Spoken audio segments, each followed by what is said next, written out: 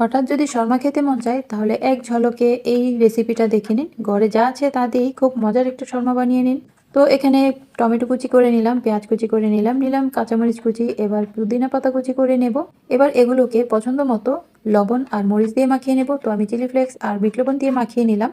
আর নিশ্চয়ই কুরবানির মাংস এখনো আপনার কড়াইতে বা হাঁড়িতে আছে, সেখান থেকে কয়েক টুকরা তুলে নিন। তো শর্মা বানানোর জন্য প্রথমে রুটি লাগবে, তো রুটি অথবা পরোটা নিয়ে নিন যেটা হাতের কাছে আছে। এবার পরোটার উপরে মেয়োনিজ দিয়ে দিন, আর এই মেয়োনিজটা খুবই মজার, আগের রেসিপিতে দেখেছি, কেউ চাইলে পেজে দেখে নেবেন। দিয়ে দিলাম টমেটো সস। এবার যেই সালাদটা মাখিয়েছিলাম সেটা দিয়ে দিব অর্ধেকটা। মাংসের টুকরোগুলো ভেঙে এর উপরে দিয়ে দিলাম। এবার বাকি সালাদটুকু দিয়ে নেব। এবার রোল করে নেব। এটা পরোটা রোল বলেন আর শর্মা বলেন, যে নামেই ডাকেন না কেন, খেতে কিন্তু অসাধারণ লাগে।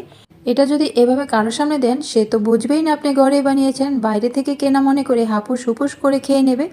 আর এটাই ছিল ছাদে আমাদের ওপেন কিচেনের সহজ